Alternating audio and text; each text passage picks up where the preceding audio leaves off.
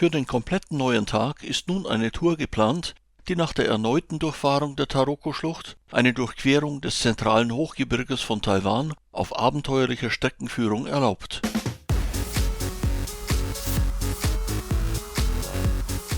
Weder öffentliche Verkehrsmittel noch touristische Rundfahrten inkludieren diese Bergstrecke, die sich nach dem Start auf Meeresniveau bis auf eine Höhe von nahezu 3300 Metern hinaufschraubt.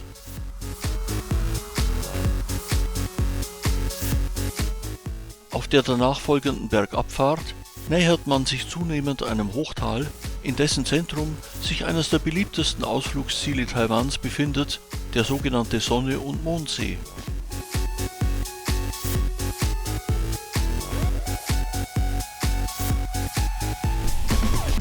Nochmals nutzen wir die exklusive Einfahrtszeit in die Taroko-Schlucht kurz vor 8 Uhr morgens.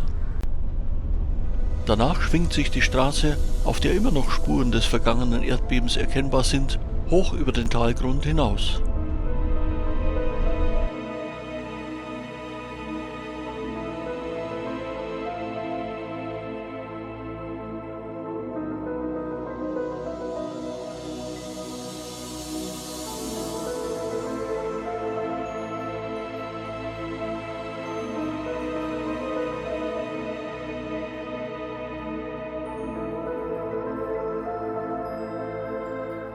Ein Blick auf das Navi zeigt deutlich, welche Streckenführung auf uns zukommt. Erstaunt registrieren wir dabei den raschen Anstieg der Meereshöhe. Immer wieder bieten sich Stopps am Rand der kaum befahrenen Straße an und wir blicken ehrfurchtsvoll hinab auf den bereits bewältigten Streckenabschnitt.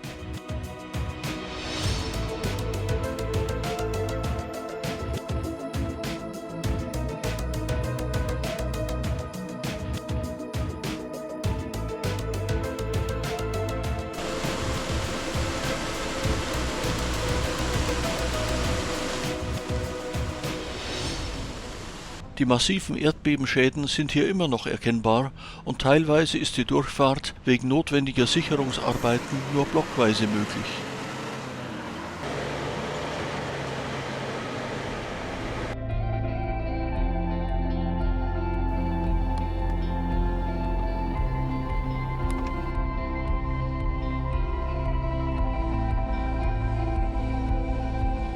Auch in mehr als 2000 Metern Höhe ist die Baumgrenze noch lange nicht erreicht und es finden sich sogar einige besonders prachtvolle Exemplare.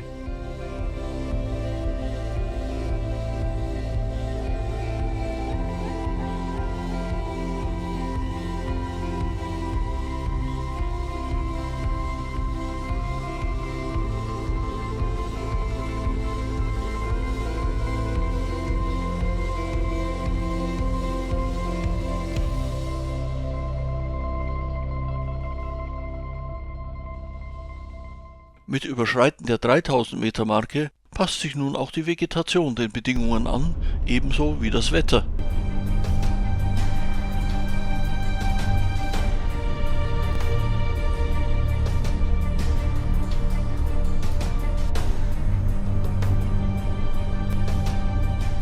Nach der Überschreitung der Passhöhe ist jedoch der Spuk rasch wieder vorbei und wir blicken erstmals in das weiter westlich gelegene Tiefland.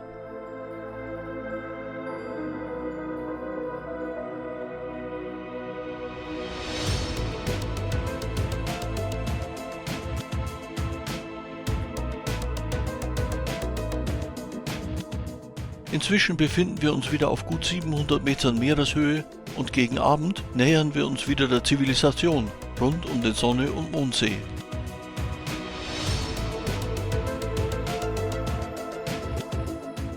Die ideale Lage unseres Hotels direkt am Seeufer reizt uns natürlich noch zu dosierten Aktivitäten wie einer kleinen Radtour.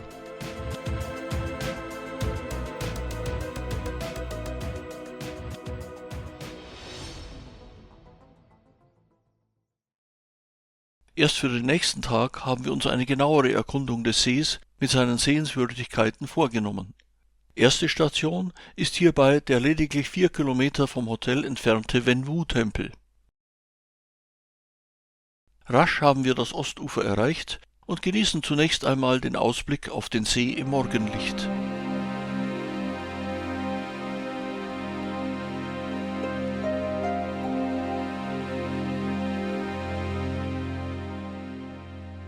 Dann richtet sich unser Blick landeinwärts, wo sogar die nicht zum Tempel Wenwu gehörige Straßenmauer künstlerisch gestaltet ist.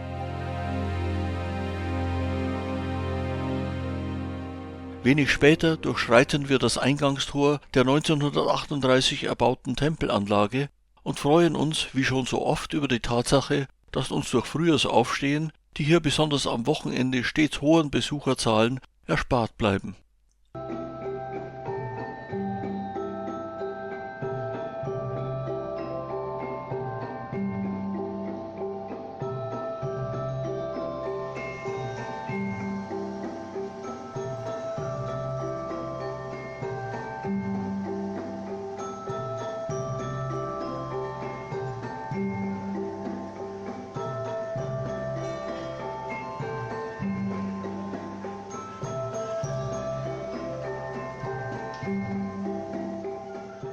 Insgesamt 3 reich dekorierte Tempelhallen sind hier stufenweise in den Hang gebaut.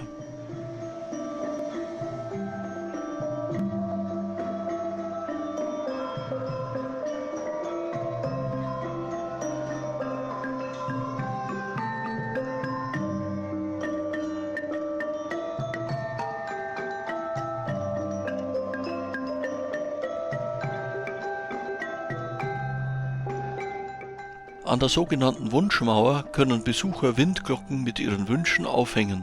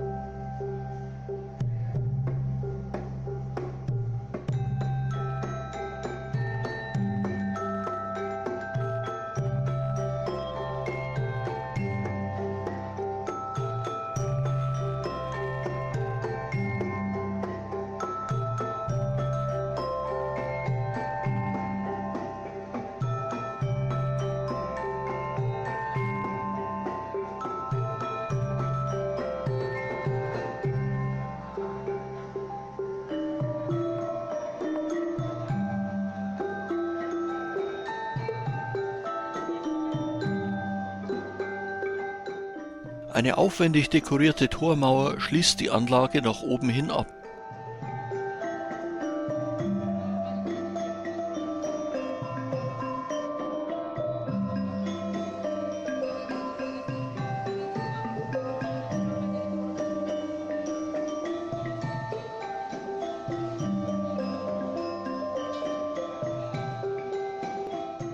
Nach insgesamt 366 Stufen, von denen jede einem Tag des Jahres gewidmet ist, haben wir die oberste Ebene erreicht und genießen den Blick auf die gesamte Anlage und den See im Hintergrund.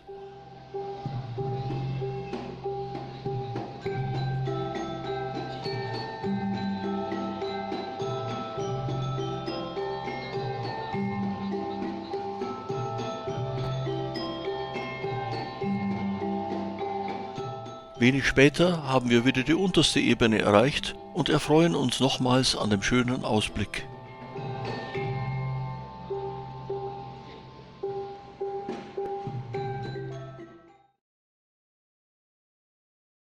Nun setzen wir unsere Umrundung des Sonne- und Mondsees im Uhrzeigersinn fort. Bald erreichen wir eine Anhöhe oberhalb des Südufers, von wo aus man mit einem Treppenweg zu der weithin sichtbaren Sien-Pagode gelangt.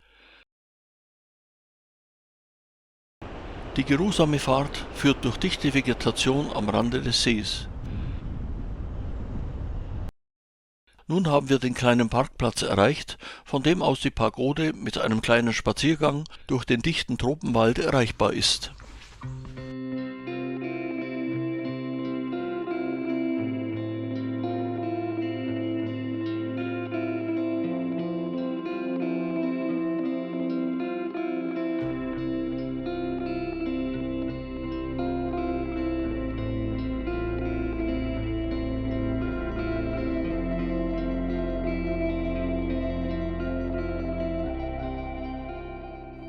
Ein verheißungsvoller Blick durch das Laubwerk kündigt das Nahen unseres Ziels an. Die Sienne-Pagode wurde so erbaut, dass ihre Spitze auf genau 1000 Metern Meereshöhe liegt.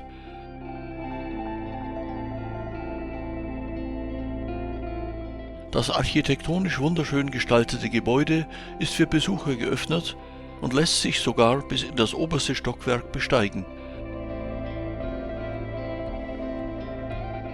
Von jeder Ebene aus bieten sich schöne Ausblicke in alle Richtungen.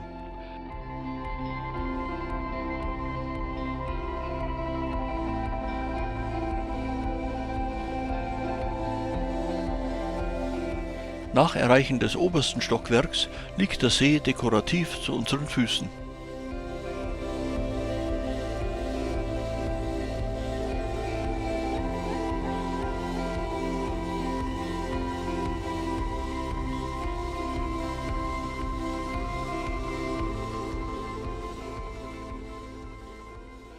Nach dem Abstieg geht es wieder zum Parkplatz zurück und wir fahren noch ein kleines Stück weiter, um uns mit einem Besuch des Xuanzang-Tempels vom Sonne- und Mondsee zu verabschieden. Der buddhistische Tempel stammt aus dem Jahr 1965 und ist von einer schönen Gartenanlage umgeben.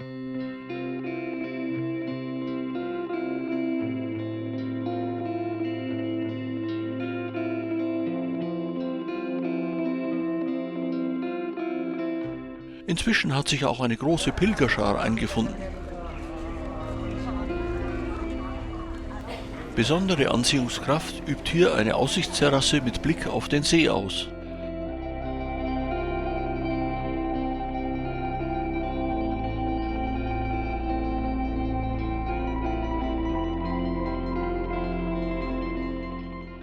Damit verabschieden wir uns vom Sonne- und Mondsee und setzen unsere Fahrt in Richtung der südwestlich gelegenen Tallagen fort, bevor wir wieder die Berge ansteuern und unseren Übernachtungsort nahe des Naturschutzgebietes von Chitou auf über 1000 Metern Höhe erreichen.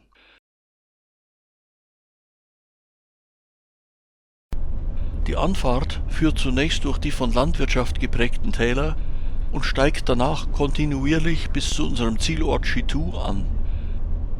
Dort quartieren wir uns zunächst in dem inmitten der Bergwälder gelegenen Hotel ein.